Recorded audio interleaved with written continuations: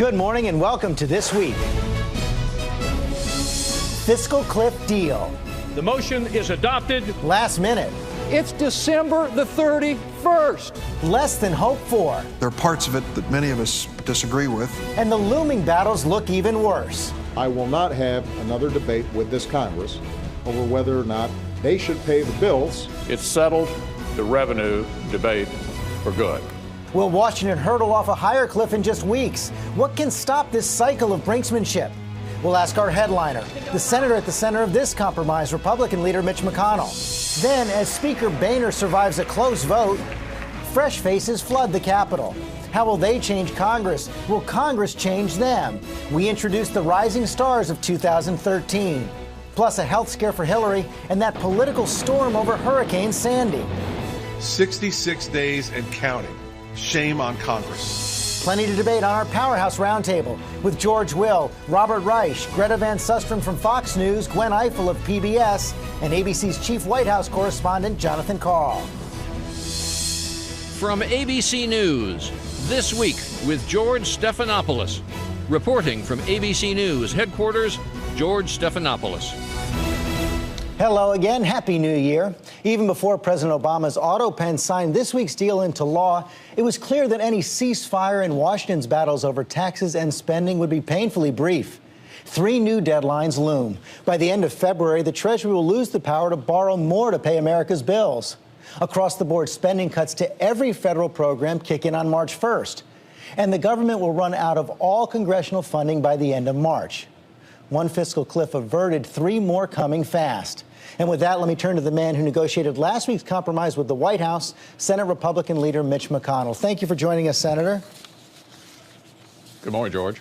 So I know you think that the deal you negotiated is imperfect, and you want to fix it as we approach the debt limit. But I want to get to the bottom of this because you say no increase in the debt limit without major cuts in spending. The president says he won't even negotiate over that. So to borrow General David Petraeus' famous quote from the Iraq War, how does this end?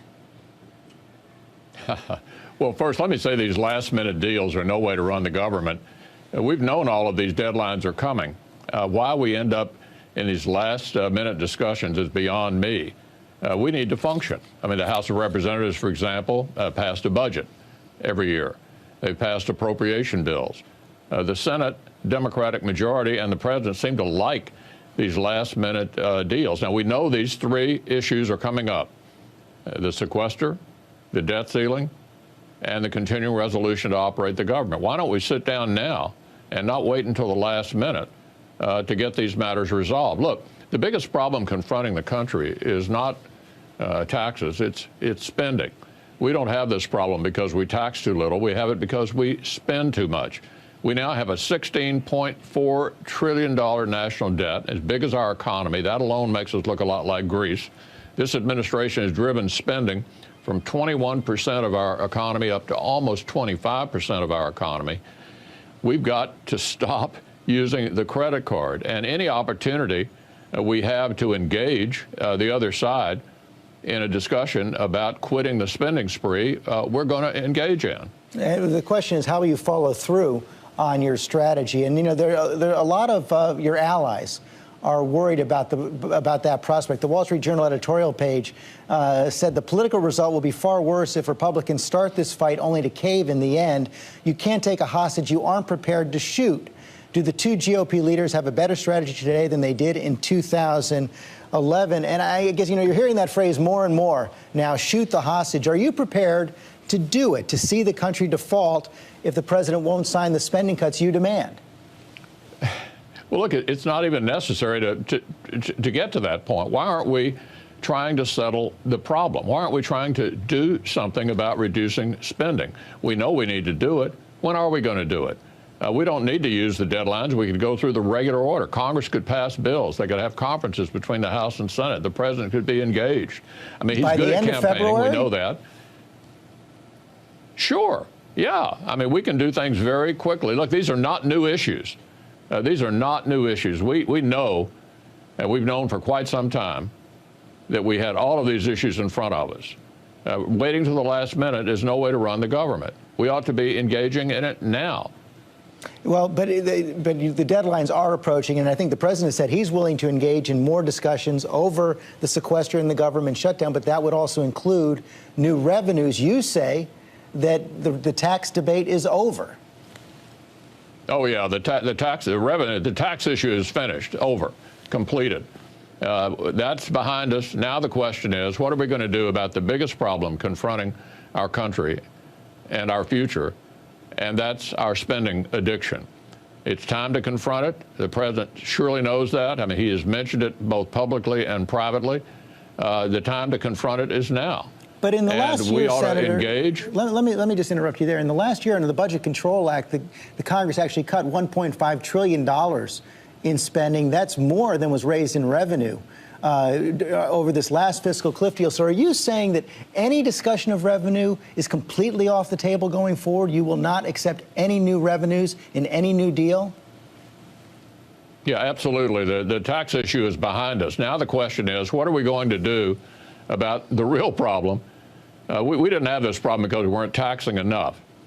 Fortunately, as a result of the agreement that was reached, 99% of Americans will not see their taxes go up. 500,000 small businesses will not see their taxes go up. The president got $1 trillion less in revenue than he wanted. That means that money stays in the pockets of the American people. Now it's time to pivot and turn to the real issue, which is our spending addiction. And we ought to do it together now. We all know we've got to quit spending so much. Well, then it seems like the divide is as deep as ever if you're completely ruling out revenues and saying spending is the only answer. Some of your colleagues in the Senate have raised the prospect, Senator John Cornyn and others, of what they call a partial government shutdown. Here was Senator Cornyn in the Houston Chronicle just this week. He said it may be necessary to partially shut down the government in order to secure the long-term fiscal well-being of our country rather than plod along the path of Greece, Italy, and Spain. What exactly does that mean, a partial shutdown of the government, and do you endorse it? Well, look, the only reason we're even having these discussions is because of the president and the Democratic majority in the Senate's unwillingness to cut spending. We don't need to have these crises. We need to cut spending. It shouldn't require a crisis to get the president and the Democratic majority in the Senate to start focusing on the real problem, which is that we spend too much. I accept that that's your point of view, but the division still seems to be there. So I'll go back to my original question. How far are you willing to take this strategy? Is it acceptable to you that the government default if the president won't agree to discuss spending cuts over the debt limit? My answer is hopefully we don't need to get to that point. The president surely must know we're spending way too much. So why don't we do something about reducing spending? The only reason these deadlines become significant, George, is because the Democratic majority in the Senate and the President of the United States don't want to cut any spending of any consequence. They don't want to do anything on the entitlement side. You know, 60% of what we spend every year is interest on the national debt and very popular entitlement programs. Until we address the entitlement programs and make the eligibility for entitlements meet the demographics of our country, we can't ever solve this problem. If we want to have the kind of country for our children and grandchildren that our parents left behind for us, the time to do that is now. Ironically, divided government is the perfect time to do it because you can pull both sides together and do things that need to be done for the future. And the American people will understand, since you did it together, it was absolutely necessary. It does seem difficult. I want to turn to another issue. There are reports this week that President Obama may nominate your former colleague, Chuck Hagel, for defense secretary as early as tomorrow. When Senator Hagel left the Senate in 2008, you praised his clear voice and stature on foreign policy and national security. Do you stand by that praise? Well, whoever is nominated for Secretary of Defense is going to have a full understanding of our close relationship with our Israeli allies, the Iranian threat, and the importance of having a robust military. So whoever that is, I think will be given a thorough vetting. And if Senator Hagel's nominated, he'll be subjected to the same kinds of review of his credentials as anyone else. Several of your colleagues have come out against his appointment, saying he's not sufficiently supportive of Israel or tough enough on Iran, among other issues. Do you share their concerns?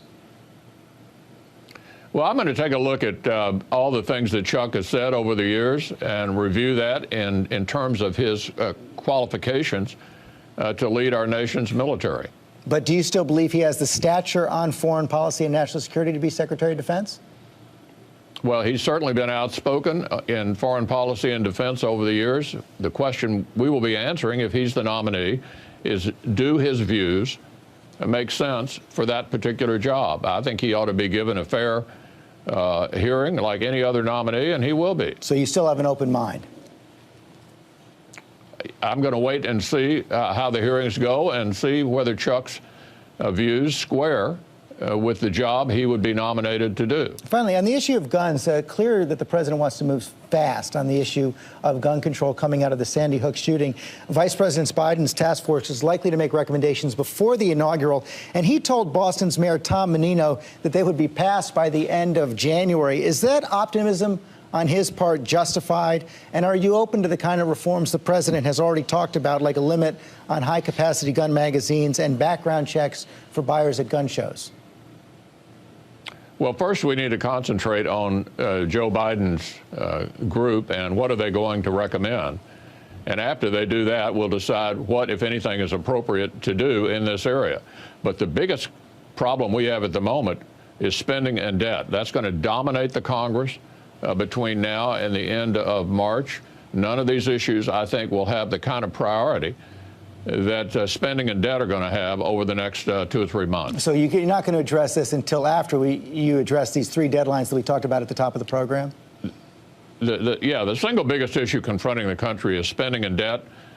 That's going to dominate the discussion in Congress for the next 3 months at least. Okay, Senator McConnell, thanks very much for your time this morning. Thank you, George.